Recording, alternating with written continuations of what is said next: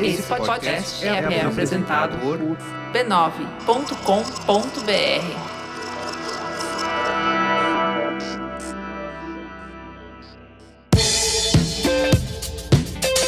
Olá, eu sou o Carlos Merigo, esse é o Braincast número 528. Estou aqui com o Iago Vinícius. E aí, Iago, tudo bem? Eu juro solenemente que eu jamais peguei meu sogro. Meu Deus. Alexandre Maron, e aí, Ale? Faz tempo, hein? Tá de volta? Olá, Braincasters, que saudade! Muito bem. E temos um convidado aqui super especial nesse Braincast pela primeira vez. Sempre quis chamar Rodrigo Guedin, que é editor do Manual do Usuário.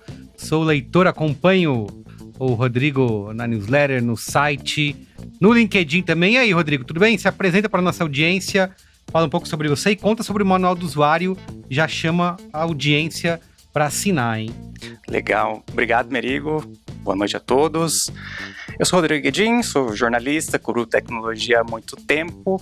Tenho um projeto de jornalismo independente, meio autoral, que é o Manual do Usuário, manualdosuario.net.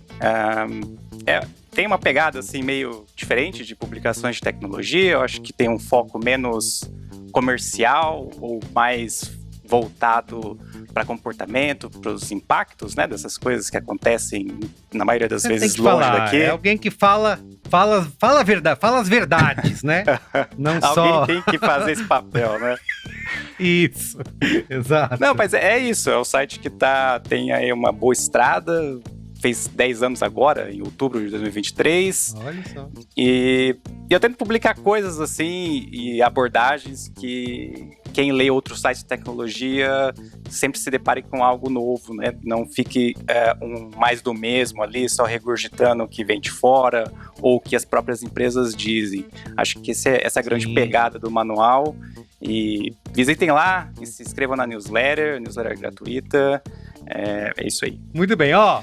Estamos aqui nesse Braincast para discutir os 5 dias mais loucos do Vale do Silício em muito tempo, né? A gente vai conversar aqui sobre o que aconteceu com a OpenAI, que é uma das empresas mais proeminentes aí do campo da inteligência artificial, que sofreu uma crise de liderança, né? O Sam Altman, que é CEO, foi botado para fora, depois voltou na volta dos que não foram. E a gente vai discutir como que isso revela aí as dinâmicas de poder nessas empresas de tecnologia e também, principalmente, né, os dilemas éticos que a gente já vinha falando sobre inteligência artificial, mas que agora o equilíbrio aí se mostra cada vez mais delicado entre a missão da OpenAI, né, que se diz uma empresa que está disposta a criar tecnologia para o bem da humanidade, e as pressões do mercado que a empresa, obviamente, vem sofrendo, né? Como que eles vão aí navegar entre essa utopia que eles idealizaram e a realidade mais pragmática do Vale do Silício, né? Então, é isso, tá? Mas antes... Ó, siga, se você tá ouvindo a gente no seu aplicativo favorito de podcast, assim como a esmagadora maioria da nossa audiência, saiba que também estamos no YouTube, youtube.com.br/b9. Tem vídeo lá do Braincast para você assistir. Você pode aproveitar, seguir o canal, dar o like, dar o joinha, porque assim você ajuda a gente a alcançar mais pessoas, mais audiência, tá bom? Mas, fala assim, eu não quero ver no YouTube, eu gosto só de ouvir aqui no meu aplicativo, me deixa em paz. Legal. Vamos te deixar em paz. Entra lá no YouTube rapidinho, deixa um like pra gente. Não precisa assistir, deixa um like. E aí o Merigo te fala o que você faz. Pode ser. Mas pra quem quiser só ouvir, você pode nos ajudar dando 5 estrelinhas aí no aplicativo do Spotify ou do Apple Podcasts. E até deixar comentários, né? No Spotify tem caixinha de comentários. Você pode colaborar com a pauta. Você pode falar o que você tá achando do Braincast. Você pode sugerir novas pautas, enfim, tem motivo, não falta para você usar caixa de comentários. Só não xinga a gente, né? Se quiser xingar, xinga sozinho aí, né? Na sua casa, no cantinho. No último episódio que a gente falou de home office versus retorno ao escritório, o inimigo agora é outro, o Braincast 527, o Eduardo Jungmann comentou, muito massa ver pessoas sensatas debatendo um assunto que impacta tanto. Queria mandar para os meus chefes todos. Manda. A gente falou mal de chefe, mas... Mas de onde o Eduardo tirou que a galera do Braincast é sensata? De onde ele tirou isso? Não dá pra entender. A gente tava bem de boinha esse dia, hein? A gente tava bem capitalismo consciente. Vocês estavam muito suaves, estavam bonzinhos. Tem um ponto que algumas pessoas tocaram, por exemplo, o Andriev Dias de Melo. Ótimas discussões, mas, na minha opinião, faltou tocar em um lado comunitário da presença no escritório, que é acompanhar, ensinar novatos. Embora isso seja possível, né, remotamente, é muito mais eficiente no presencial. Acha? Outro comentário aqui, David Cedras. Muito bom, e pouco se fala de um modelo híbrido mais efetivo, ir aos escritórios somente quando necessário. Hoje, aquela reunião presencial, que podia ser um e-mail, custa muito mais do que tempo. Algumas pessoas comentaram uma coisa que a gente deixou de falar, mas que é bastante importante, né, nesse caso do debate do home office versus o presencial, que é a pressão do mercado imobiliário, né, que é uma coisa que tem acontecido, né, todas aqueles prédios maravilhosos em Nova York, com as suas salas, né, bilionárias. Eu adorei que o Merigo agora tá deixando um comentário ao vivo criticando o programa. Isso. Bacana isso. Não, mais pessoas comentaram... Mas a gente falou disso no programa de microapartamentos, na verdade, sobre como a especulação imobiliária estava mexendo bastante. O Merigo é um cara sensato, né? Com a forma de fazer e como eles estavam precisando das empresas para garantir que o mercado imobiliário continuasse rodando aí. Então, realmente, tem tudo a ver, sua crítica pertinente, Merigo. Você devia apresentar um Obrigado. Podcast. Só pra gente encerrar, por exemplo, o Bruno Nepomuceno, ele diz assim, um ponto a ser pesquisado é de onde vem o dinheiro que é investido nas Big Techs que estão forçando o retorno do presencial. Suspeito que seja dinheiro velho, dinheiro do certo imobiliário. Muito bem. Então é isso, ó. Deixe comentários aí, tá na nossa caixinha de comentários, que se for legal, a gente traz aqui pro programa. Certo? Vamos pra pauta? Pauta! Muito bem, ó. Pra gente começar, né, como eu falei, esses 5 dias loucos da OpenAI, isso aí vai virar série, né, da Netflix, da HBO, já a gente... vai ter alguém produzindo uma série sobre esse momento, tira o CEO, volta o CEO, inclusive a pessoa que queria que o CEO saísse, pede para que ele volte, né? Mas eu queria que antes que a gente entrasse nesses detalhes, pedir para vocês, para o Rodrigo, né, que é o nosso especialista aqui, para não nos deixar falar bobagem, nos contasse qual que é a tal da missão da OpenAI, né? Porque eles querem ser e falaram, né, que queriam ser uma empresa diferente das empresas de tecnologia, das Big Techs, né? Nessa tentativa de equilibrar a inovação e inteligência artificial ao mesmo tempo que mantém uma responsabilidade ética. Pode nos contar, Rodrigo, qual que é dar uma visão geral de qual que é essa missão da OpenAI? Vou tentar. A OpenAI foi fundada em 2015, um grupo de investidores, a galera ligada à tecnologia se juntou, e a missão da OpenAI é desenvolver aquela inteligência artificial senciente, né, que seja equiparável ao cérebro humano. Essa é a missão para beneficiar a humanidade. Então eles também, a startup, a empresa ali, surgiu com essa meta. É um pouco diferente, né, de uma startup convencional que tem aquele intuito, claro, mudar o mundo, fazer coisas ali, oferecer serviços e produtos, mas tendo um retorno ali bem, bem tangível, bem conhecido, que é fazer muito dinheiro. Tem um modelo de negócio estabelecido, né? Isso. Tanto que nesse começo, em 2015, eles recebiam doações de indivíduos. Esse era o modelo de negócio. Eles eram uma non-profit, isso, né? Aí. Era uma empresa que não visava lucro. Isso. Em 2019, isso mudou, mas mudou de uma maneira um pouco complexa. Aí é bem complexa. Houve uma mudança ali na estrutura da OpenAI com o surgimento de um braço comercial. Isso dizem nos bastidores que foi algo que o Sam Altman incentivou. Ele achava que aquele modelo original era muito lento e que eles viram ali que desenvolver inteligência artificial seria algo que consumiria muito capital. Então eles decidiram fazer essa alteração estrutural para conseguir buscar investimento nos moldes tradicionais de startups, chegando em empresas, tanto que logo que foi feita essa mudança, já foi feito o anúncio do investimento, o primeiro investimento da Microsoft de $1 bilhão, né? Foi aí que começou. Não, e acho que é legal lembrar o seguinte, quer dizer, a década passada, ela foi palco nos bastidores, porque não estava aparecendo para todo mundo o que estava acontecendo, mas nos bastidores ela foi palco de uma disputa grande entre as gigantes, né? Google, Meta, Microsoft, todo mundo estava tentando comprar para si ou atrair para si os cientistas. E no meio dessa história, quer dizer, a OpenAI lá, ela começa, como ele falou, a ficar para trás e assim, bom, ou a gente, tipo assim, passa a aceitar investimento de verdade, ou a gente vai ficar para trás. Então assim, não adianta ter uma missão se você ficar para trás e desaparecer. Uhum. E aí o Sam Altman usa esse estratagema para fazer a coisa virar. E eu acho que é a origem da merda que aconteceu hoje. Quer dizer, a divisão que acontece lá em 2019 é, em parte, o problema que a gente viu estourar na semana passada. Acho que assim, acho que decorre a origem, a fonte da crise talvez seja isso, provavelmente é isso. Mas esse arranjo que foi feito, né, da criação do braço comercial também é muito estranho, assim, nesse meio de startups e tudo mais.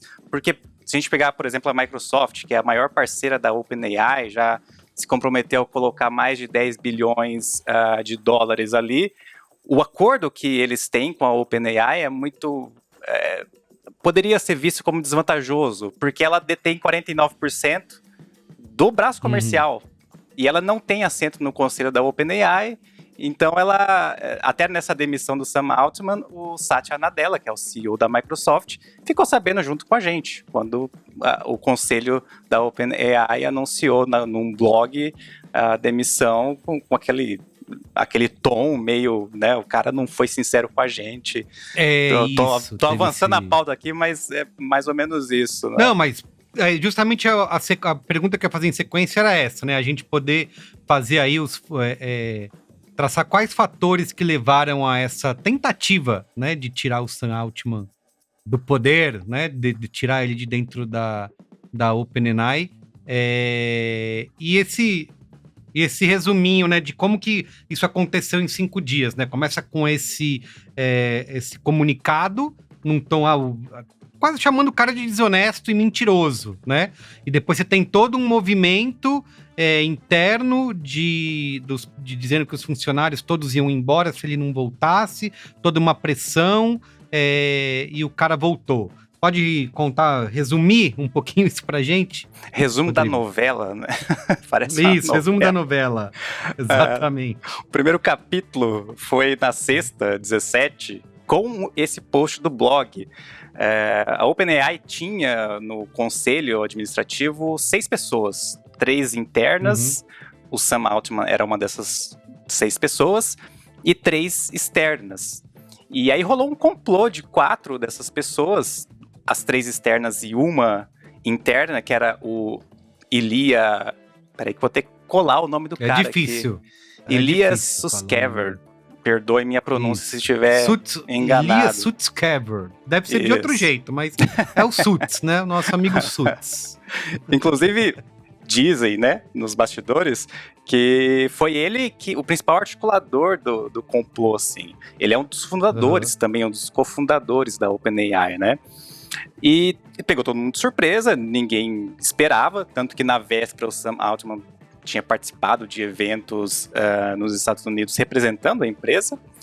E, cara, depois disso foi uma insanidade, assim.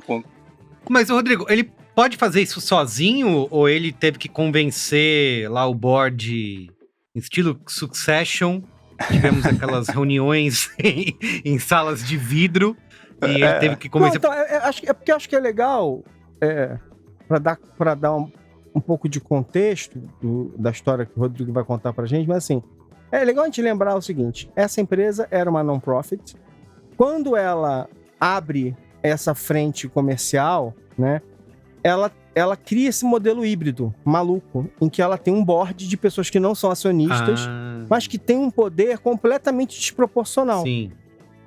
Por quê? Porque esses caras estavam lá para zelar pela missão da empresa acima, para não deixar que as demandas comerciais, enfim, supostamente, né?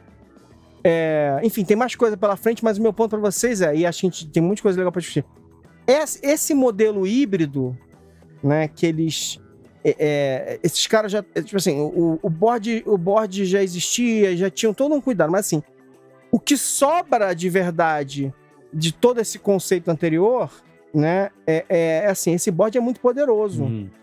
É desproporcionalmente. Imagina, uma pessoa que não é acionista, que não tem compromisso com o resultado da empresa, e chega e fala assim, eu vou demitir o CEO Superstar, de novo, a personalidade do Sam Altman vai ser discutida aqui também. E aí, cara, eu acho que sem adiantar a pauta, eu acho que tem uma lição gigantesca desse modelo que a gente vai ver nesse evento. Mas enfim, volta aí, cara. Não, eu acho que assim, o board ele é poderoso em qualquer empresa, né? O CEO, ele acaba sendo, ele é o cara que manda no dia a dia da empresa, mas ele acaba sendo uma espécie de subordinado do conselho administrativo. Sim, o board é o chefe dele. Isso. Aí, no caso da OpenAI, esse Ilya, que ele é cientista-chefe também da OpenAI, ou seja, ele está no board. Bom, o Sam Altman e o Greg Brockman, que são, né, também do board, eles também estavam no dia a dia da empresa, mas o Ilya, não sei, os detalhes a gente realmente não sabe ainda, mas parece mesmo uma espécie de complô, no sentido de ter convencido a maioria ali no board de demitir o CEO. E esse convencimento, me parece, tem uma camada inferior, uma base ali, que é uma espécie de ruptura entre esses dois modos de enxergar a inteligência artificial e o papel da OpenAI. A galera que demitiu o Sam Altman, eles têm laços com um movimento do altruísmo eficaz. Ficou muito famoso com o Sam Bankman-Fried, né, da FTX. Que é o outro Sam. O Sam fritado, Sam Fried. Isso era uma das perguntas que eu tinha que queria que vocês explicassem, porque eu não conhecia, nunca tinha ouvido falar desse movimento aí do altruísmo eficaz até esse caso, né? Mas parece que é algo que tem uma forte influência aí nessa governança e nas decisões da OpenAI e é algo que já vem de algum tempo, né? O que é esse movimento? Pensa bem, é um movimento baseado na ideia de que os negócios não podem destruir a humanidade, as coisas não podem ser destruídas, entendeu? Tipo assim,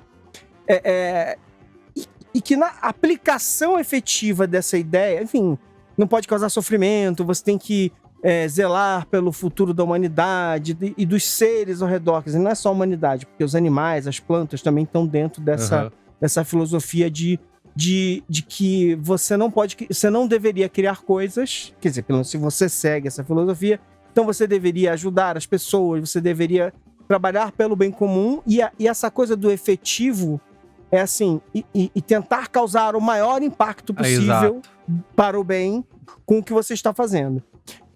Mas é interessante o cruzamento desse negócio com pessoas que estão buscando lucros astronômicos, né? Isso. Então, e eu acho que o Sam Bankman-Fried lá, ele é um ótimo caso, por quê? Porque ele era todo fofo, muito fofinho, falava o tempo todo em dinheiro, dizia que não ligava para dinheiro, ele tanto não ligava para dinheiro que ele fez um rombo de bilhões e bilhões de dólares e vai ficar preso durante muito tempo agora. Já foi uma porrada, de novo, não necessariamente na filosofia, mas nos supostos praticantes públicos desse movimento, né? Porque, afinal de contas, essas pessoas entram, têm muito poder e dá no que dá. E se combina esse movimento com empresa, né? Essa aqui é uma grande discussão, uma grande utopia. Iago, você não falou ainda, queria ouvir suas opiniões, questionamentos. Habla mesmo. Não, eu tava tava meio quietinho, assim, pra dar esse panorama geral e tal, que eu acho que toda a minha questão aqui com esse dilema, porque esse dilema, ele é primeiro um dilema filosófico que se revela logo um dilema de uma filosofia de bilhões, né? Platão tá com inveja do quanto impacto essa decisão filosófica pode causar, assim. Mas eu tenho um problema meio na fonte com esse questionamento, porque assim, pelo menos do que eu tenho visto da cobertura da imprensa no geral e tal, e aqui, não fazendo missa de corpo presente, mas o Rodrigo, ele dá uma cutucada um pouco nesse modo de falar. O pessoal tem colocado muito como uma batalha do bem contra o mal, né? A galera que quer muito a EA funcionando, tal, não sei o quê, é a galera que quer o bem da humanidade, que é o futuro do planeta, tal, não sei o quê, e a outra galera são os capitalistas porcos, malditos, que querem só dinheiro a todo custo e não se importam com o que tá acontecendo. Qual que é o problema que eu vejo na origem disso?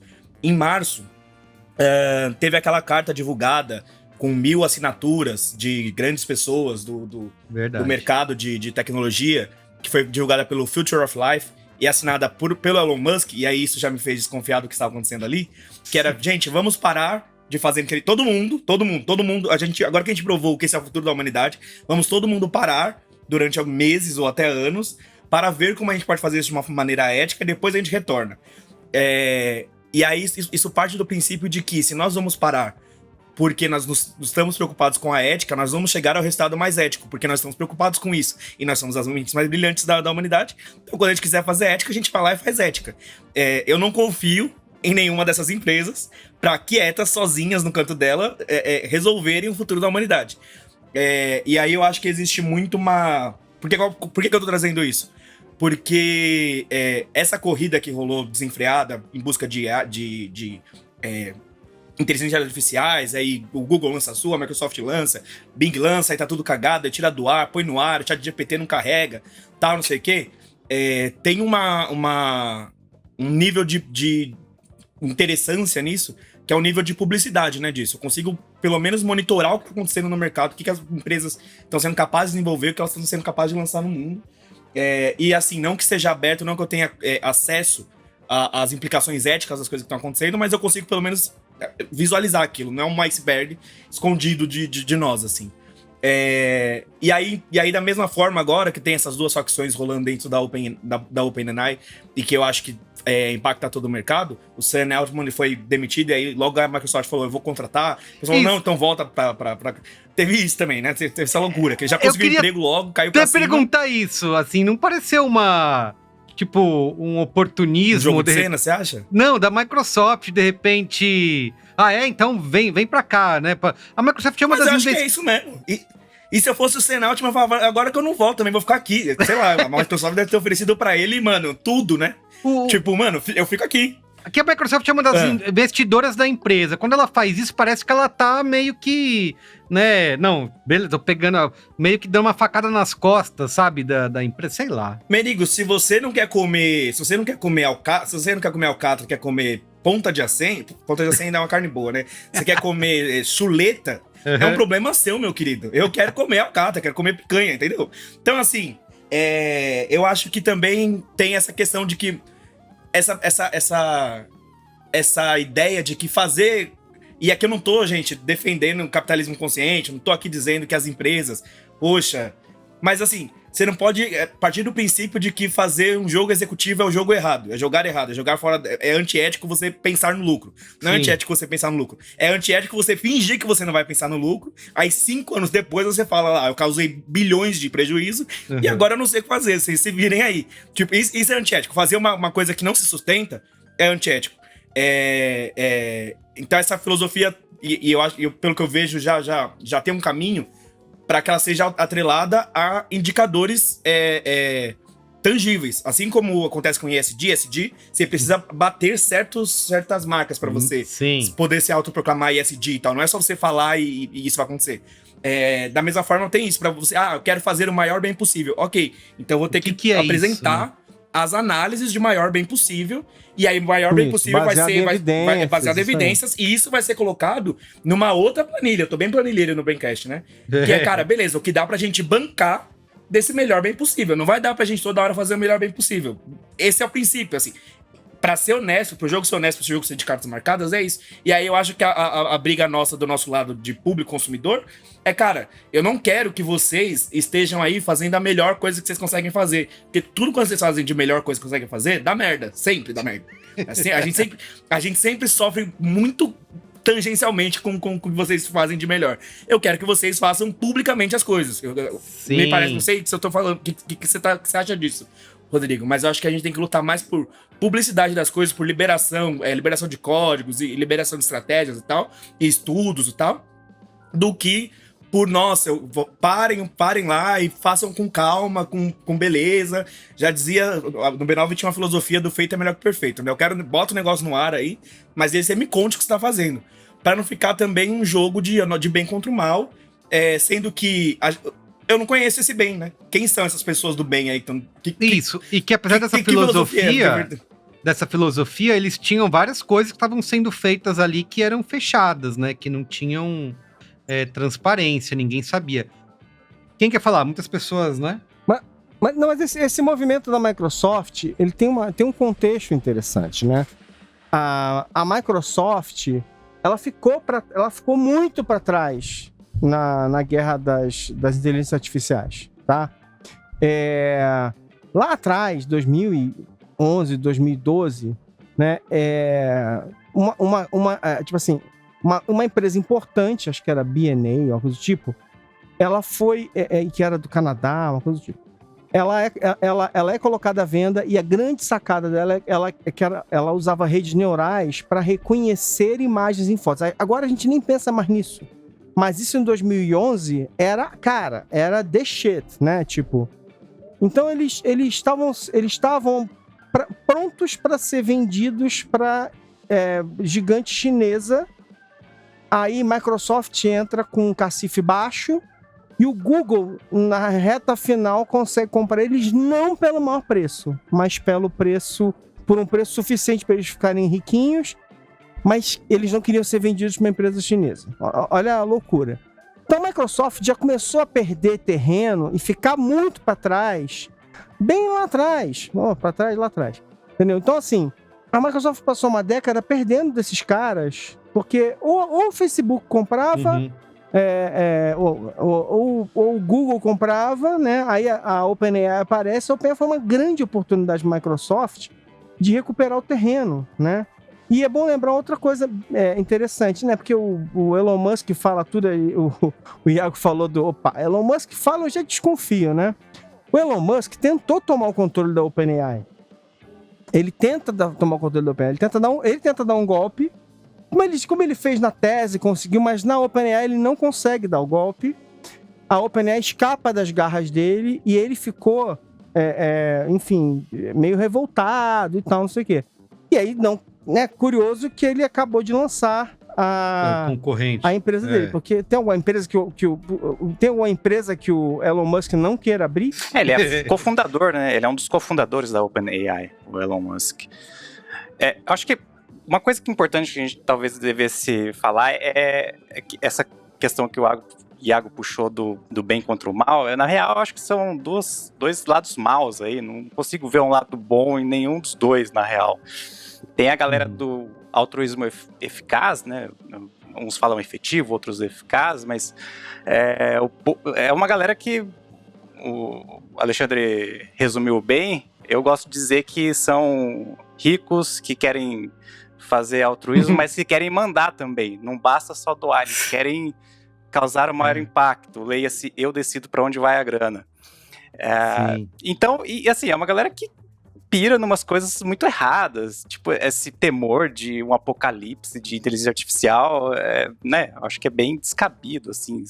Acho que são poucos especialistas no campo que compram essa ideia, que validam, até porque tem questões muito mais importantes e urgentes e que já estão presentes, direitos autorais, direitos trabalhistas, futuro do trabalho, coisas de fato importantes. E o Sam Altman, ele é o capitalista, assim, de cartilha, né? É o cara que só quer saber de dinheiro. Pelo menos o histórico dele, ele foi chutado da Y Combinator, que é aquela incubadora muito famosa do Vale do Silício. Hoje a gente está gravando na quarta, dia 22, o Washington Post publicou uma matéria pela primeira vez contando o que aconteceu, falou lá com 3, 4 fontes que sabiam da história, e parece que é uma coisa que se repetiu agora. O Sam Altman, quando ele era CEO da Y Combinator, ele colocava os interesses pessoais dele à frente dos da empresa, e isso pegava mal. Tanto que o Paul Graham, que é o fundador da Y Combinator, diz a matéria do Washington Post, ele morava no Reino Unido, não sei, mas ele pegou um avião de lá até São Francisco para demitir o cara. Então tem esse contexto, né? E a Microsoft entra nesse rolo aí do lado do Sam Altman. A Microsoft não quer saber de altruísmo eficaz, não quer saber de né, apocalipse da inteligência artificial. Os caras nem estavam nesse mercado, era um mercado que praticamente, não vou dizer que não existia, mas era um mercado muito mais B2B do que qualquer outra coisa, né? O Google, desde 2016, diz que é uma empresa, antigamente falava-se muito de mobile first, né? Empresa que primeiro focada em celulares e tal. O Google, desde 2016, se diz uma empresa AI first, que tudo que eles fazem é pautado por inteligência artificial. Mas o Google tinha um comitê de ética, eles tinham ali algumas amarras que a tecnologia que o ChatGPT, né, foi o divisor de águas ali, o que escancarou a inteligência artificial para o grande público, o Google já tinha mostrado no Google I.O., o evento deles anual para desenvolvedores, 2, 3 anos atrás. Era uma coisa que eles já tinham, mas havia esse receio de percepção pública dos erros que o ChatGPT ainda hoje comete, de como isso poderia impactar a opinião do público, dos reguladores, dos governos acerca do Google, que já vinha de uma pressão, né? É uma pressão crescente, hoje está quase em estado de ebulição, mas ficava nessa receoso. Eles estavam indo mais devagar, é isso? Nesse desenvolvimento? O Google estava, não, legal, tem isso aqui, mas vamos mais devagar. E eu nem diria devagar, eu diria pisando em ovos, porque, né? Ah, sim. O Google era efetivamente o líder desse segmento, gente. O Google comprou todas as empresas importantes, basicamente o Google foi ganhando todas as brigas. Por quê? Porque essas empresas, quando elas se viam numa briga entre gigantes querendo comprar elas, assim, de certa forma, né, o fato do Google, durante muito tempo, ter tido como linha principal, don't be evil, aquela coisa toda, e que são uma empresa que está sob escrutínio público há muito tempo, e que, enfim, comete erros, mas tenta se ajustar. Não tô chamando o Google de bonzinho, não. Mas dentro do jogo vai se adaptando para esse mercado e fala assim, cara, eu vou ser vendido, eu quero ir trabalhar debaixo da asa de uma empresa, sei lá, de outro país que eu não conheço, ou de uma empresa americana, entre as empresas americanas, entre a Meta e o Google, eu prefiro ir pro Google. E aí eles conseguiram abocanhar muita gente, né? Só que é isso que é aquela coisa assim, tipo, a empresa é grande demais também, e aí ela tem muito a perder se ela lança um produto ruim, como esse. Uma coisa que dá errado. E ele começa a ter essas histórias. Que é uma bizarras. coisa que a gente falou do que foi dito no programa do ChatGPT, inclusive. Que o ChatGPT saiu antes porque tinha uma tolerância maior de erro, tinha um escrutínio menor ali. Tipo, a galera meio que tinha mais direito de errar, porque não era o Google, essa grande empresona e tal. Então você podia lançar coisas e ir ajustando no meio do caminho. E fazer teste com o usuário, né? Negócio que... Exato, você pode fazer teste com o usuário, a galera se dispõe a ir lá, e pô, voluntariamente, é uma galera, não é o Google que pode contratar. Eu posso ir lá, vocês falaram, no começo do OpenAI, a galera doava pra eles e tal. Então tem essa vantagem aí de ser pequeno e tal, eles se aproveitaram muito bem disso pra sair na frente nessa técnica de conversação, assim. Sim. E também o dispositivo de parar de ficar nazista, porque a do Google também tinha esse problema toda hora, toda vez era nazista, né? Como faz pra não ser nazista? Isso é um problema muito grave, assim. Isso. Bobeou, virou nazista. Eu queria... Vocês estavam falando do Sam Altman, né? De que o Diego explicou que ele é esse tubarãozinho aí do Vale do Silício.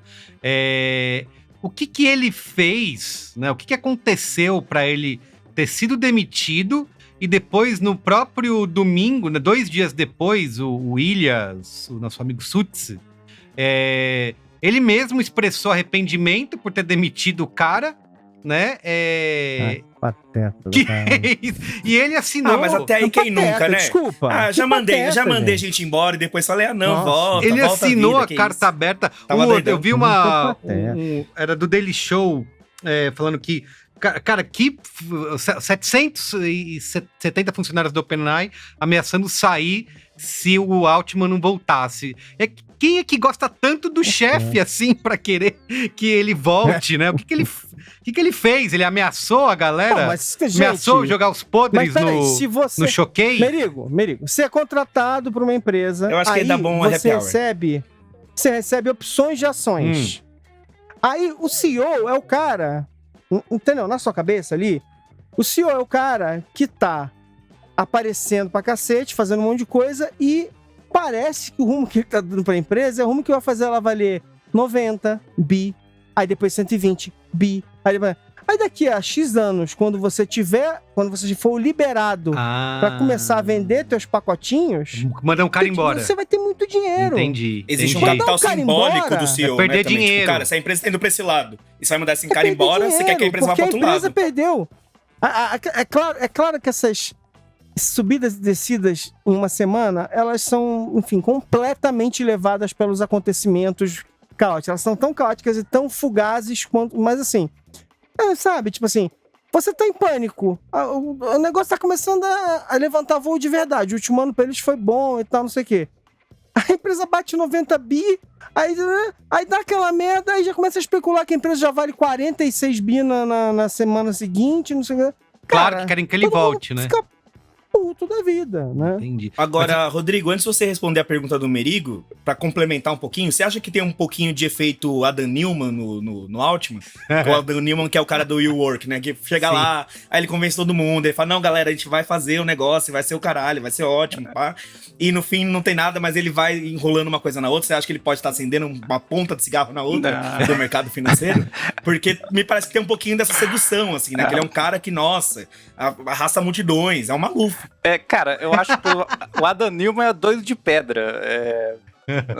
Assim, acho que os dois têm... Incomparável, né? É o nível máximo. Os dois têm um traço comum, que é um poder de persuasão quase sobrenatural.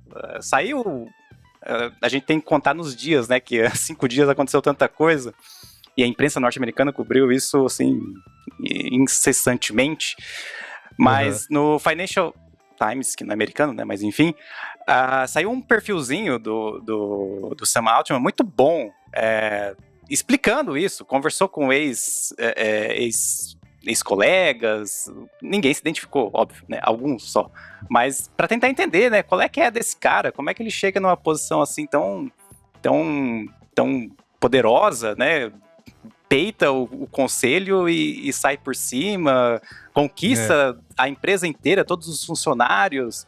E assim, os relatos ali que eles conseguiram coletar dessa galera é que ele tem um poder de persuasão, ele é um cara magnético, ele tem lábia, é um vendedor, né? É um vendedor nato e consegue convencer e conquistar qualquer pessoa de qualquer coisa.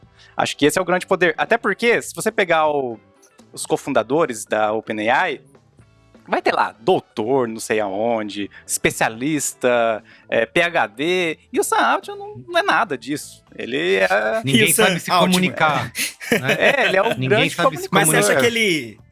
Você acha que ele é o bichão mesmo ou ele é golpe? Você acha que ele tem bala na agulha ou ele só é papo? Cara, acho que no papel dele ali de Não dá pra CEO, acho que ele, né, cumpre muito bem esse papel. Manda bem. E assim, eu acho que a OpenAI e tal, todas as tecnologias que eles desenvolvem ali, talvez eu não colocarei minha mão no fogo de que vão mudar o mundo e tal, embora, né, haja muita empolgação, muito entusiasmo. Mas tem substância. É diferente de, sei lá, NFT ou do próprio WeWork, né, que eram coisas que se vendiam muito mais pela narrativa do que por qualquer coisa tangível.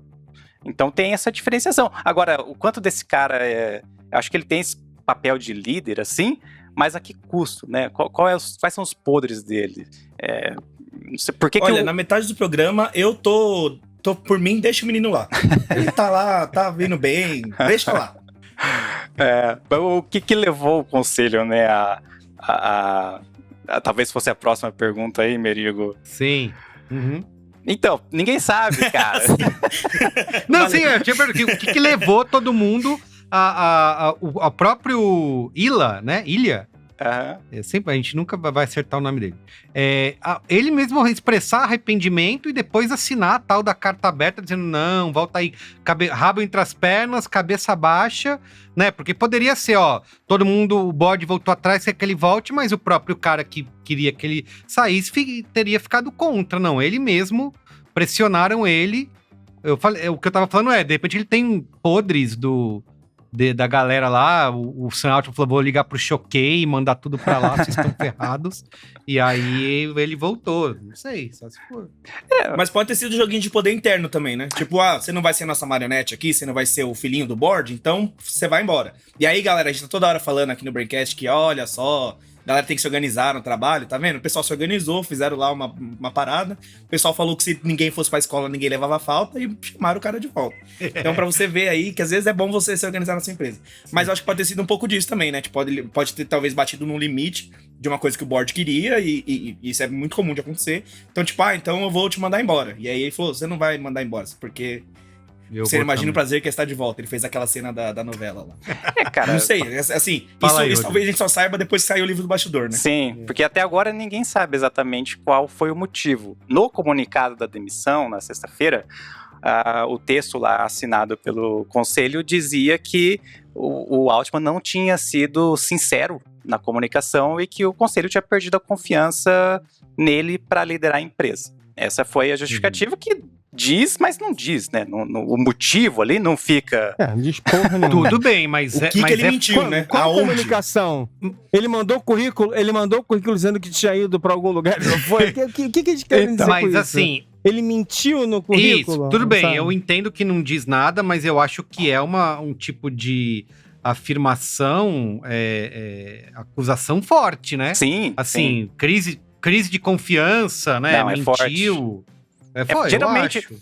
Geralmente, quando o conselho demite o CEO, inventa. Não, ele era muito bom, agora ele vai se dedicar à família, buscar projetos pessoais, saladainha, sabe? E nas primeiras horas, como é que é? O script foi um pouco esse. Ele foi lá, falou, amei muito meu tempo, não sei o que lá e tal.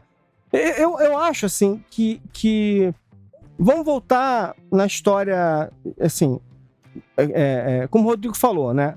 Board em qualquer empresa é muito importante. O board realmente manda no negócio. As pessoas votam e, enfim, o CEO tem que acatar e tal. Mas esse board não é um board normal, não é um board igual aos outros boards, tá? É normal que as empresas, inclusive, tragam pro board pessoas que não são também acionistas e tal, e que vão ter votos diferenciados e tal. No mínimo, vão perder todas as votações, mas vão falar alguma coisa que seja importante. As empresas podem construir boards de várias maneiras, tá? Mas esse board é um board desproporcional, um board criado é um board híbrido de uma empresa que era de um jeito, virou para outro, e para tentar salvar a ideia de que ela era uma non-profit, dá esse board um poder e dá esse board uma característica que é um pouco sui generis para essa situação.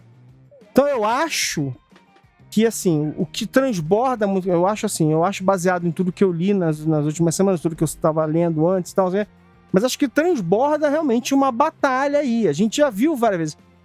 Steve Jobs foi chutado da Apple, entendeu? Tipo, tem vários CEOs ao longo da história, CEOs fundadores, que foram chutados das empresas de uma maneira ou de outra, né? E é só que a gente conhece a história dos que perderam. De alguma maneira, o que a gente viu agora foi o que acontece quando o golpe falha, é feio pra cacete. O golpe que eu digo no caso assim, um dá um golpe no outro, não necessariamente ser um golpe de Estado, mas assim, tipo, que a gente não sabe, pode até ter sido, né? Sim. Essencialmente. Mas assim, o que a gente viu foi um negócio que não costuma acontecer. Os caras fizeram errado, pelo jeito, não foi o ChatGPT, ou então foi o ChatGPT que ajudou eles a planejar esse golpe. E ele volta, escreveu a carta, errado. Né? E ele volta mais forte, né? Assim, parece que ele não voltou sozinho, ele trouxe mais membros do conselho que têm mais credenciais para esse lado de orientar para o crescimento, né? Eu acho que é o fim, o conselho vai continuar existindo, mas acho que é o fim do conselho que foi criado. Entendeu? Aquele conselho, agora, ele vai ser um conselho sem poder, sem aquela formação e sem aquele tipo de característica, né? Porque também você não pode criar um board sem poder, né? Mas assim, eles vão mudar tanto o desenho do board que ele não vai ser mais, ele vai perder as características que ele tinha, que era uma forma de marketing também, né? Tipo assim, não, a gente tá aqui fazendo, mas a gente tem um board super ético e tal. Isso, era o guardião da filosofia, né? Essa galera tá segurando nossa missão. É o fim dessa era. O Merigo fica sacaneando que eu gosto de usar o fim de uma era, início de uma era. Acho que é o fim dessa era na OpenAI. Assim, o que vem agora tem um redesenho radical para que isso não aconteça de novo. Mas assim, gente... Porque é um mico Eles vão gigantesco. fazer isso justamente, até o Rodrigo chegou a citar isso, né? Eles vão fazer isso justamente nesse momento em que se discute as práticas dessas empresas e regulação de inteligência artificial. Não é um tiro no pé justamente agora você fazer Por isso que deu errado, essa né? mudança?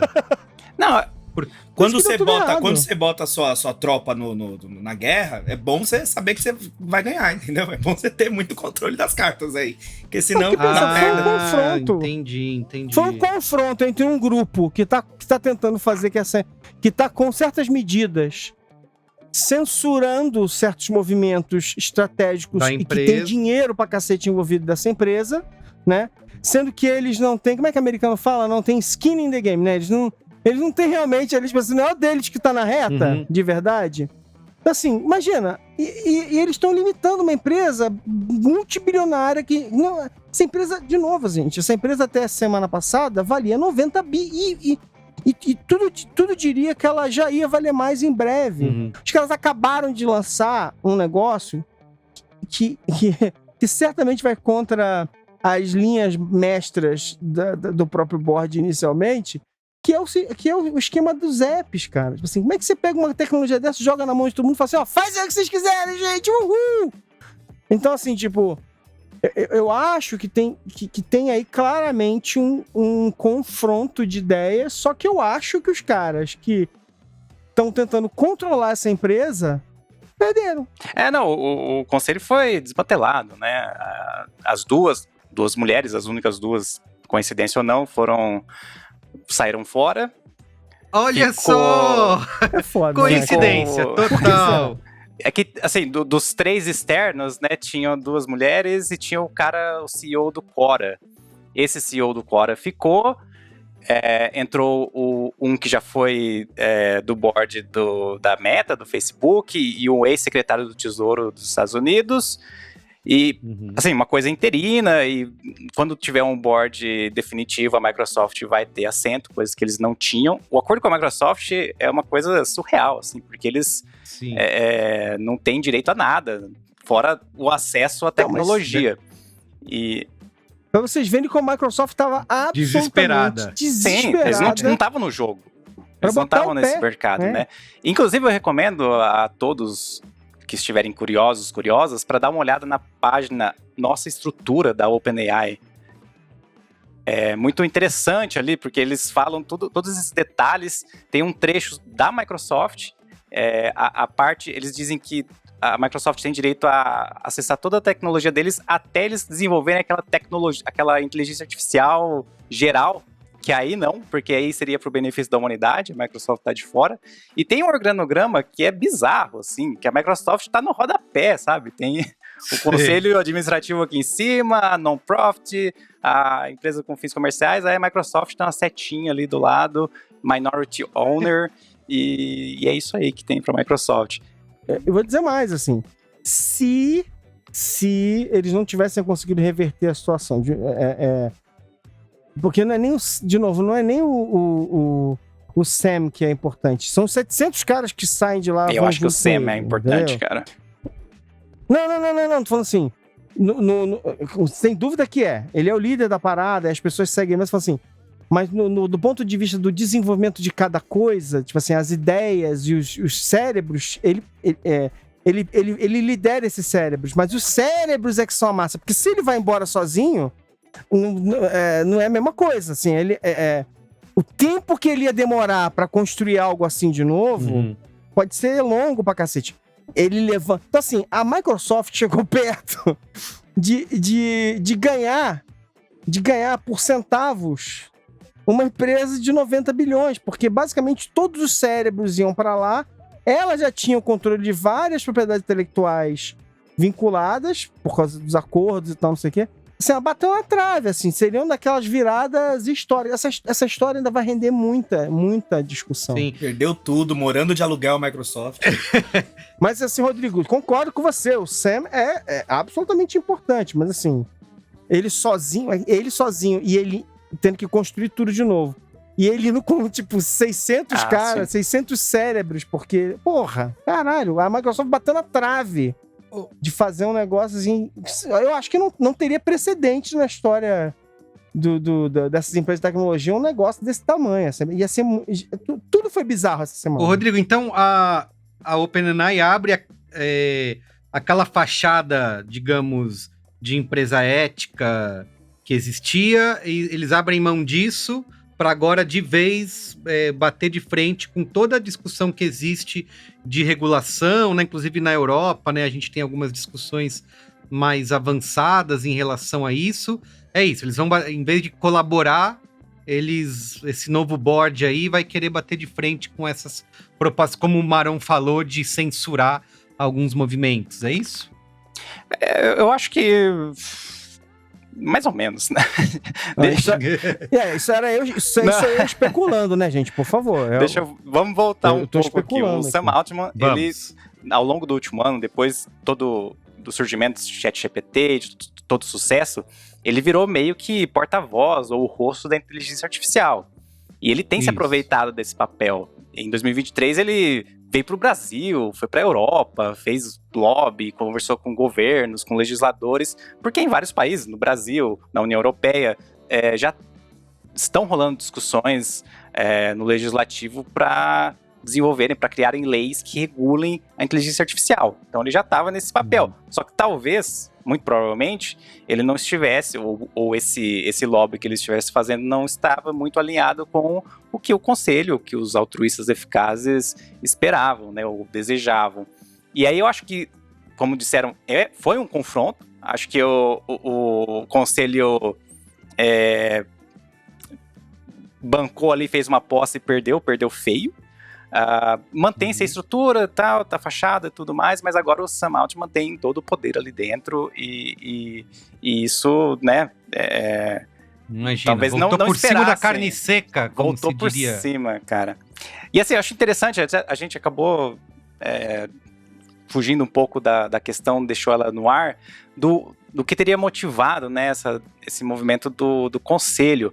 E aí, novamente, não tem uma resposta definitiva, tem muitas reportagens de bastidores, de fontes anônimas, dando algumas teorias que não são excludentes, pode ter sido tudo ao mesmo tempo, mas as duas mais recorrentes, mais fortes que eu li, primeiro, Sam Altman estava se achando, impondo a visão dele ali de que o dinheiro é o que importa, tem que acelerar, tem que move fast, break things, e estava se aproveitando da posição que ele tem e do papel, da popularidade dele para levantar investimentos para outras iniciativas, para outras startups. Teve aquele rumor de ele conversando com o John Ive, ex-Apple, para desenvolver o hardware.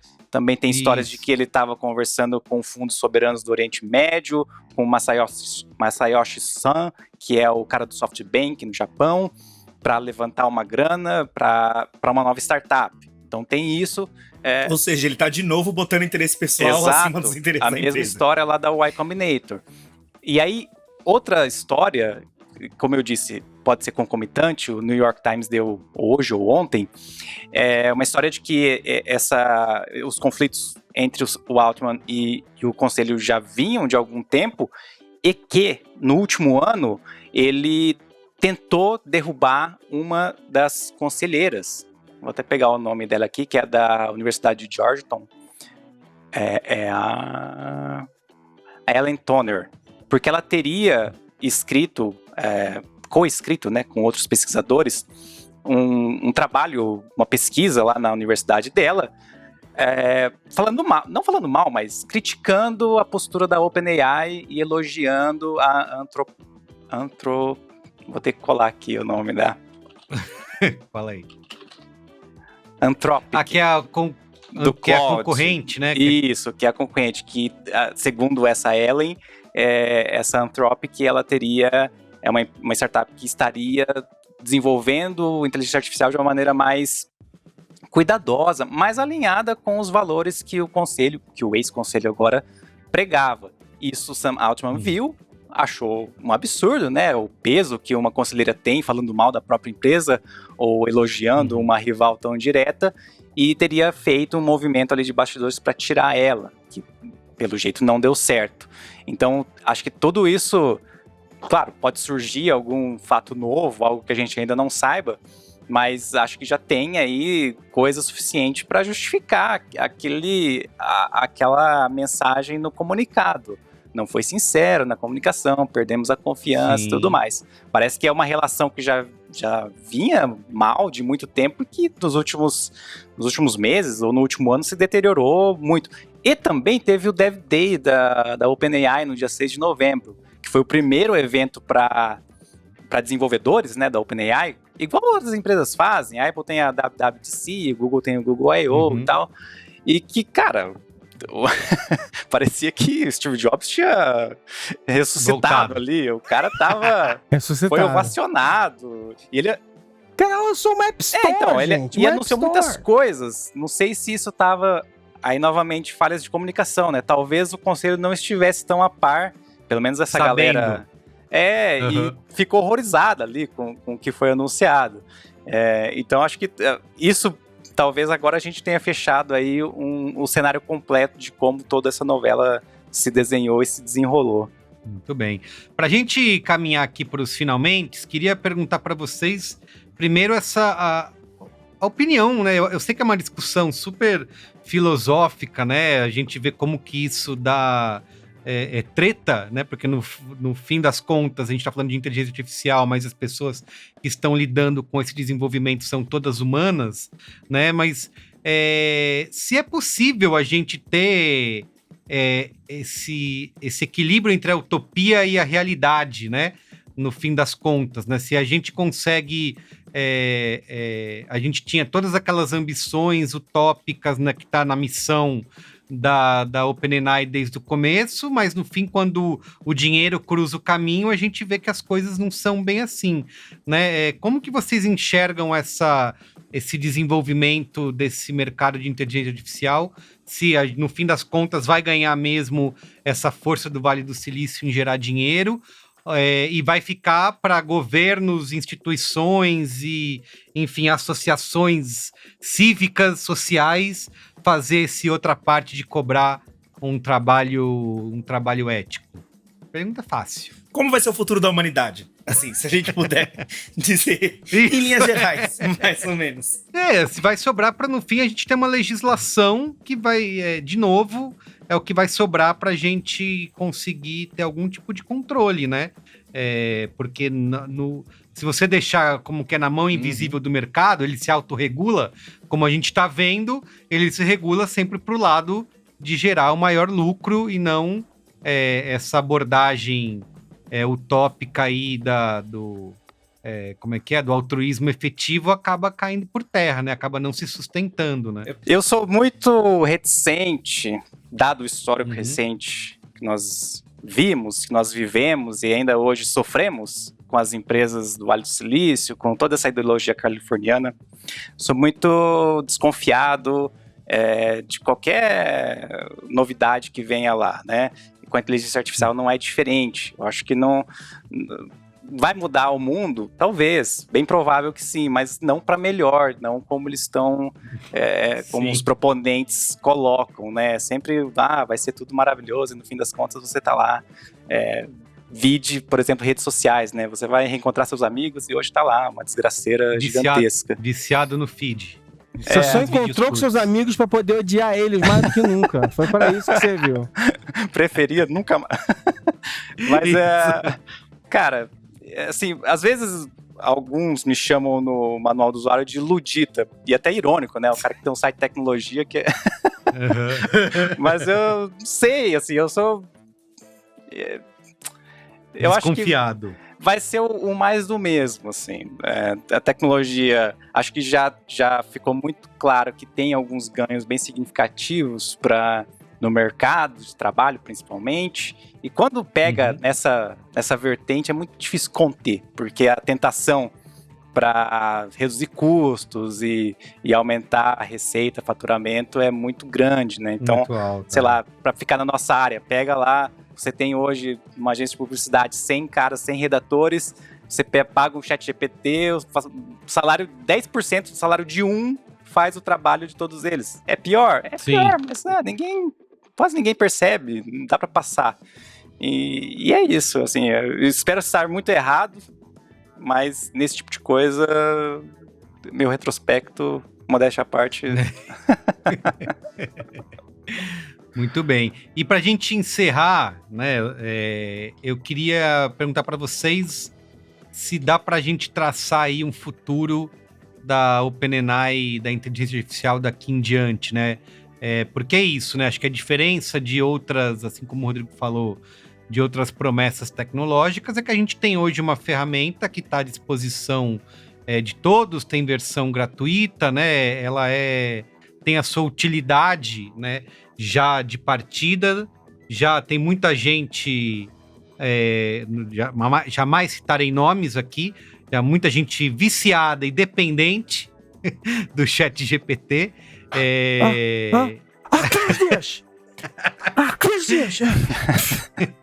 Tem mais, viu? Tem mais pessoas. E então, assim, vai afetar o meu dia a dia, o meu uso? Vai ficar mais caro? Eles vão continuar... Vai parar de balear aquela desgraça? Isso, vai parar de dar problema? Assim, o negócio ser o futuro da humanidade, a inteligência artificial de conversação, e ele sabe meu signo, e aí eu entro lá, o negócio não funciona. Sinceramente, eu vou ligar pra Vivo fazer um negócio desse. Ligar pra Vivo.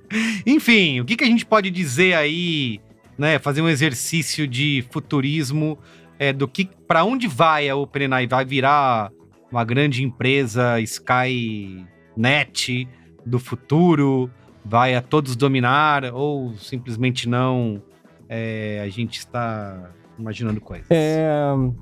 Eu acho o seguinte, tiraram a coleira da OpenAI, tá? A coleira foi muito retirada. Bom. Então assim, o bicho tá solto. Ela agora, ela vai operar de outra maneira. Eles vão ter lá de novo, vai ter um teatro e tal, não, temos sim preocupações, mas assim, não é mais a mesma coisa, agora a situação muda e eu acho que eles estão soltinhos, tá? Sim, sim. Eu juro pra você, no dia que eu vi, vou falar isso pra terceira vez no episódio e não vou ficar exagerando, mas assim, no dia que eu vi eles lançando uma App Store em que você pode criar sem programar, sem precisar ser programador, não sei o que lá, você faz os prompts e vai, lança e depois você vende, não sei o que. Cara, assim, e aquilo ali não bate com o que aquele board devia estar pensando. Eu achei que um lado meu falou, pô, que maneiro esse negócio, cara, fala sério. Tipo, é claro que a gente acha maneiro, é interessante, é fascinante você poder fazer isso, mas... Falei, tá, alguma coisa errada não tá certa aí e tal, não sei. Mas acho que eles vão ficar soltos, tá? Acho que a concorrência é grande, mas eles realmente têm momentum agora. Cara, eu uso muito o Bard também, porque o Bard é grátis e eu não quero pagar $20 no... O Chris paga $20. Então já tem alguém aqui no meu círculo que gasta essa grana mensal. Eu não pago pelo ChatGPT, eu uso grátis e tal. Eu gosto muito do Bard, gosto mesmo, assim, funciona muito bem, tem um monte de coisa legal, não sei o quê. O Bard não tem algumas limitações que o ChatGPT teve durante muito tempo. O Bard também comete... Ale, não começou qual é a boa ainda, não é pra fazer... Não, então assim, o meu ponto pra você, tem concorrência. Entendeu? O Bard é muito poderoso, é do Google. Vai conseguir fazer frente? Não sei. O Google é uma empresa que tem inteligência artificial enfiada em todos os recantos dela, entendeu? Mas eu acho que vai afetar o mercado inteiro, e as tentativas que foram feitas esse ano de segurar o rojão falharam. Eu acho que... Assim, se você me perguntasse isso 10 anos atrás, olhando para o futuro, eu era muito mais... Eu não vou dizer otimista, mas eu era um pouquinho menos pessimista do que eu estou hoje. Depois de ver a cagada que a indústria de tecnologia fez com a sociedade, né, criando um monte de máquinas de destruição dos relacionamentos e das sociedades e não sei o que lá, eu não consigo olhar e falar assim, não, imagina, vai dar tudo certo. Não vai. Eu não estou dizendo que vai acabar o mundo, que as máquinas... Isso é uma discussão muito mais complexa do que isso, tem muito mais passos e muito mais coisas para fazer, mas que eu não vejo assim, nossa, vai dar tudo certo, vai ser sussa. Vai dar muito problema, vamos ter muito... Mas assim, tem que acontecer, assim. Não vai ter jeito. A gente tem que brigar. Não, assim, eu acho que a gente vai ter que brigar item por item. A gente vai perder... As ruas contra a inteligência artificial. Como sociedades, a gente vai perder ou a gente vai ganhar. Nos Estados Unidos é de um jeito, na Europa é de outro. Tipo, né? A gente viu... Saindo um pouco daqui, mas assim... Esse ano a Apple pegou lá e falou, vou usar, olha gente, tem uma novidade pra vocês, ó. Agora o conector do iPhone é USB-C, ó. A gente é muito legal. Não, vocês foram obrigados a fazer isso, cara. Tipo, sabe? Então assim, vai ter, tem que combater o bom combate. Senão, gente, senão ferrou. Muito bem. Rodrigo, tem suas impressões, seus comentários finais aí, antes da gente ir pro Qual é a Boa? Sim, acho que está em aberto qual dessas empresas vai se tornar hegemônica. Outra coisa que a história nos ensina é que esses grandes novos setores de tecnologia geralmente bifurcam, não, geralmente se reduzem, né, a poucos players, tendem ao monopólio. Sim. Bom e velho capitalismo aí, nos dando novas lições. E se realmente não houver nenhuma amarra, nenhum freio, uma regulação forte, o que eu acho pouco improvável, porque quem manda no mundo hoje são as empresas, e ainda mais estamos falando do setor que tem as empresas mais poderosas do mundo, é meio inescapável, né? Vou dar um exemplo aqui, um comparativo que todo mundo vai sacar. Em 2012, você conseguia viver no Brasil sem usar o WhatsApp. Era perfeitamente possível. Hoje, sim, dá. Eu preferia não ter o WhatsApp no meu celular, eu prefiro outros aplicativos, mas não tem como. Mas é impossível. Então, é impossível. E a tendência, por todo esse entusiasmo inicial e pelo entusiasmo também das empresas, né, dos setores, das elites, dos setores que detêm o poder, é de que daqui a algum tempo o uso de inteligência artificial gerativa vai ser o baseline, o mínimo, o que todo mundo tem que fazer para ter alguma chance de estar no mercado, de concorrer, de competir. Então, preparem-se, vão treinando aí os prompts, né? Fazer o curso de engenharia de prompt. Sim. e é isso aí. Muito bem. Então é isso. Vamos com a boa? Bora. Alexandre, comece você, que não vem faz tempo aí. Qual a sua boa? Pois é. Meu colega, olha, a gente passou 2 horas falando de inteligência artificial, então eu vou mudar de assunto e tal, não sei o quê. Olha, na verdade eu tenho uma coisa assim, ó. Se a galera gosta desse tal de programa aí, um programinha aí, meia boca, que é o Business Wars, feito por uns caras aí que entende mais ou menos de fazer podcast, entendeu?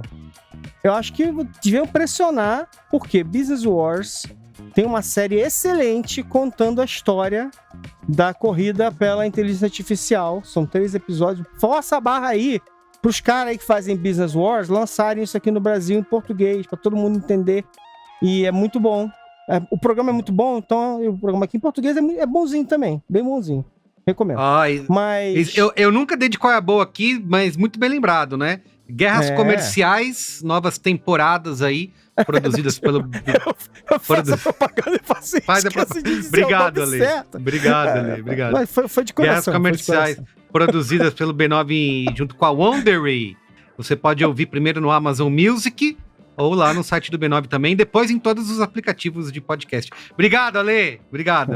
Mas eu confio nos meus amigos, eles são muito bons. São gente que faz coisa de qualidade, sabe? Mas a minha segunda dica sai completamente dessa história. E eu já, inclusive, sugeri para outras pessoas em outros podcasts, me ignoraram completamente. Mas eu vou dar essa dica para vocês valiosa, porque inclusive o Braincast tem muito ouvinte. É o seguinte, tá? Você vai pegar aquelas promoções de ganhar 1 mês grátis, 7 dias grátis de canal, de streaming. Aí você vai lá naquele negócio lá no Star Plus, e você vai assistir uma série chamada Em Movimento. Chama Moving. É uma série... Putz, você falou bem, é verdade. É um K-drama de super-herói. Só que não é de super-herói, tá? Enfim, vocês vão entender. E é muito... Olha, falando sério, eu entrei meio cético. Eles lançaram meio que em volumes, tipo, tem 7 episódios na primeira leva, depois tem mais 3 e mais 4 e tal. Por quê? Porque eles faziam ciclos em que eles iam contando histórias que se conectavam. Então, assim, é uma série de 20 episódios que, cara, ela só vai melhorando. Ela conta a primeira história dos adolescentes, depois vai contando a história de outros personagens adultos. E no final tem uma coisa, assim, uma apoteose, né? Uma apoteose K-drâmica e assim, com um festival de efeitos especiais, mas assim, é muito bom. Os personagens têm personalidade, têm coração, os dramas te fazem querer assistir a série, ver o próximo episódio, tem gancho bonitinho, tem tudo. É multigêneros no sentido... gêneros... É um pouco de espionagem, um pouco de super-herói, um pouco adolescente, um pouco... Então assim, cara, essa série é muito legal. Eu fiquei surpreso. Eu fui pra ver qual era. Daqui a pouco eu tava devorando os episódios. É 1 horinha cada episódio, não é pouca coisa. É 1 hora mesmo. Nessa série da Marvel, não. Que o episódio tem 15 minutos, depois o outro tem 45. Os caras não sabem nem como dividir a série mais. A Marvel perdeu completamente o rumo. Essa série, ela é tipo assim... É ensinando. Coisa que a Marvel sabia fazer e esqueceu, tá? Completamente. É muito boa. Assistam Em Movimento. Tá no Star Plus. O nome da série original é Moving. Esse original é Moving, não. O nome da série original é Passaglá, porque eu não sei falar coreano. Mas a série em inglês é Moving. Foi a série mais assistida do mundo. O K-drama mais assistido de toda a história. Tem um monte de recorde. Assim, sigam a dica do Maron, que vocês não vão se arrepender. Adorei. Pode seguir, vai lá. Muito bem. Olha, a minha dica rapidamente aqui, eu fiquei viciado, assisti quase que numa tacada só os 5 episódios da minissérie A Mão do Eurico, do Globoplay, que é dirigida pelo Rafael Pirro. Monstraço. Conta a história do Eurico Miranda, né? Uma das figuras mais divisivas aí do futebol nacional, do tipo ame ou odeie. Gente, eu odeio, terminei... Claro. Mas eu não sei. Não sou flamenguista, porra. Não, odeio, mas é que assim, eu concordo com o que o Gino falou. O único erro do Eurico, sabe qual foi? Foi amar demais. Foi amar demais o Vasco. Amou demais o Vasco. Mas enfim, ele é essa figura super controversa aí, a série vai contar... e ela meio que não toma lado, ela ouve praticamente todo mundo, menos o Edmundo, que não quis falar, mas Romário, Bebeto, enfim, outros dirigentes da época atuais, o Pedrinho, que acabou de ser eleito presidente do Vasco. E tem todo, obviamente, acho que uma das coisas que ajuda, além da série ser muito bem escrita, né, bem feita, cara, tem todo o acervo da Globo que é bom demais, né, eles têm todas as imagens mais importantes, assim, não tem ninguém no Brasil que consiga contar a história do Brasil como a Globo pode fazer, porque eles têm imagem de tudo, né, tem tudo registrado nos arquivos, então eles colocam tudo isso lá, enfim, cara, se você pode até não gostar de futebol, que você vai, acho que, se entreter com toda essa história aí de altos e baixos, né? De auge e queda do Eurico Miranda. Então, A Mão do Eurico está no Globoplay. Rodrigo, tem coisa boa? Tenho, vamos lá. Eu não posso recomendar um livro, porque estou empacado na biografia do Elon Musk. Ixi, coitado. É De difícil chegar até o 800 final. Muito ruim? páginas. How bad it is? Mas eu vou recomendar É grave, doutor? 2 filmes aqui. Um é recente, O Assassino, do David Fincher, tá na Netflix. Acho que esteve no cinema agora há pouco, mas já saiu, pois é um filme da Netflix. Um filme competente, honesto, uma premissa muito simples, um assassino de aluguel muito competente erra o alvo, não é spoiler, tá logo no começo do filme, acho que tá no trailer também, se duvidar.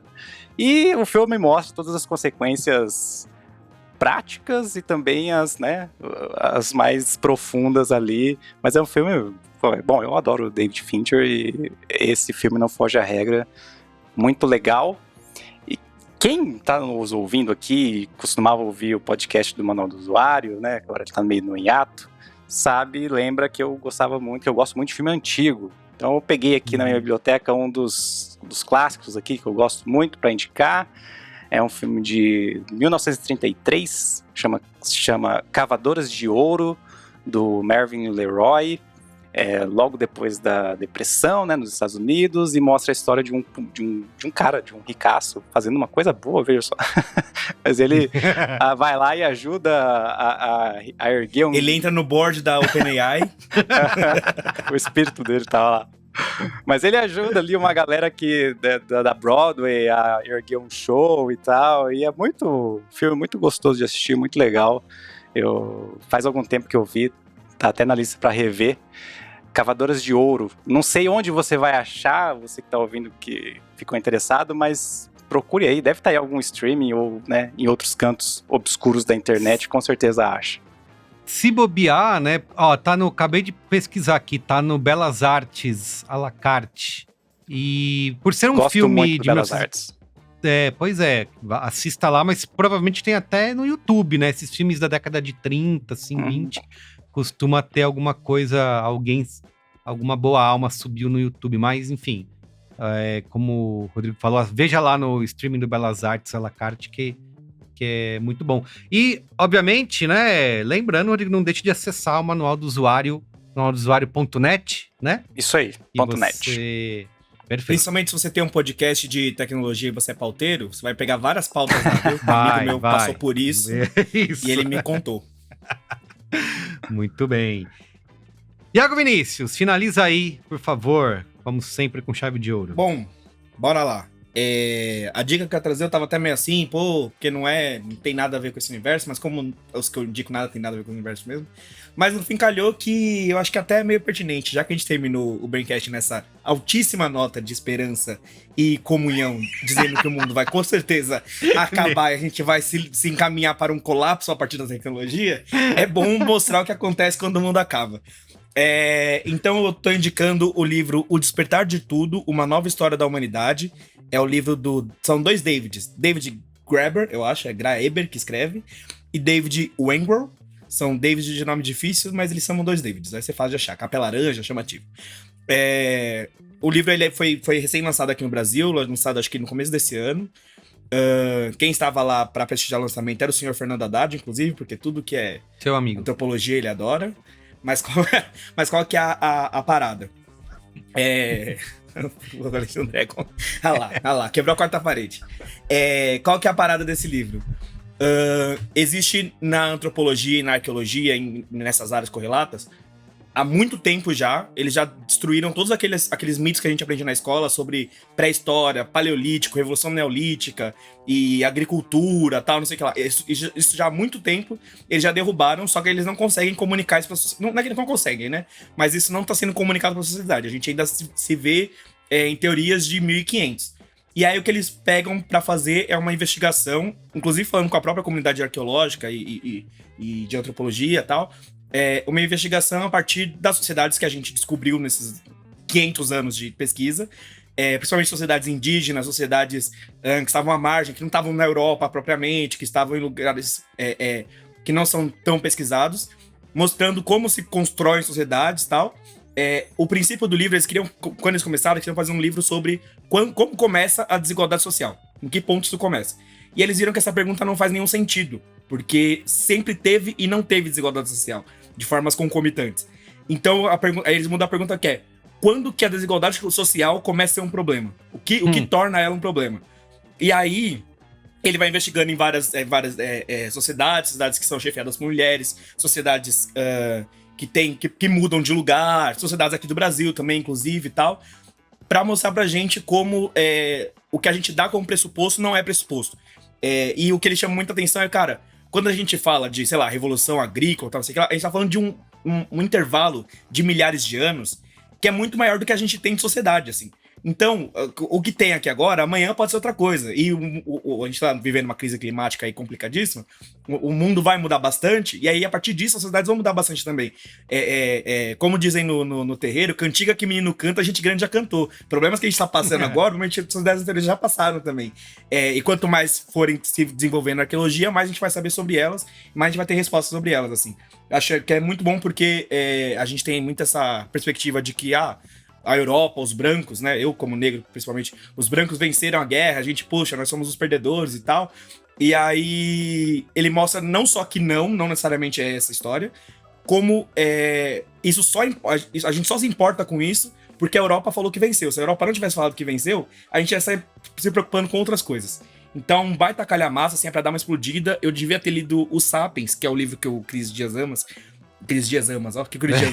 Eu senti que eu devia ter lido antes até esse livro. Que eles respondem, né? Não é um lance desse, né? Eles fazem tipo uma... Isso. Eles fazem vários diálogos com Sapiens, às vezes valorizando e às vezes dando uma criticada e tal. Mas é porque eu senti que esse livro vai um pouco além mesmo, no que ele se propõe, assim.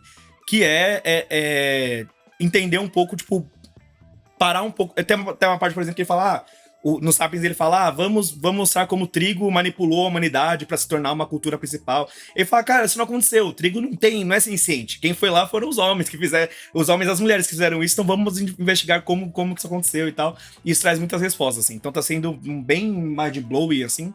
Tô lendo até devagarinho. E aí eu recomendo pra todo mundo, porque eu acho que vai ser um livro que a gente vai falar bastante dele daqui pra frente. Então se você não quer ficar de fora de conversa de bar, vai nessa. Eu reforço a indicação do Iago. É muito bom esse livro, é aquele que explode a cabeça a cada página virada. E é uma resposta, né, ao Yuval Harari do Sapiens, ao Jared Diamond do Germes, Aço, enfim, um livro assim. Os dois Davids, eles questionam aquela ideia de que a evolução humana é uma progressão linear, né? E que, na verdade, é um vai e volta, é uma coisa muito mais caótica. E que a gente tá evoluindo, né? Tipo, só porque a gente foi de uma fase pra outra, a gente fez uma boa fase, nem sempre. Mas é muito bom mesmo esse livro. Perfeito. Boa. Muito bem, então com isso, encerramos. Gente, muito obrigado. Foi incrível, mais um papo de explodir cabeças aí. Saudade de cabeças. Todos. Perfeito. Rodrigo, obrigado, volte sempre, viu? Só chamar. Um prazer, cara. Aqui. Um prazer, vem. Igualmente. Gostei muito da estreia. Siga aqui na luta. Então é isso, gente. Muito bem. Abraço. Beijo. Beijo pra todos. Tchau.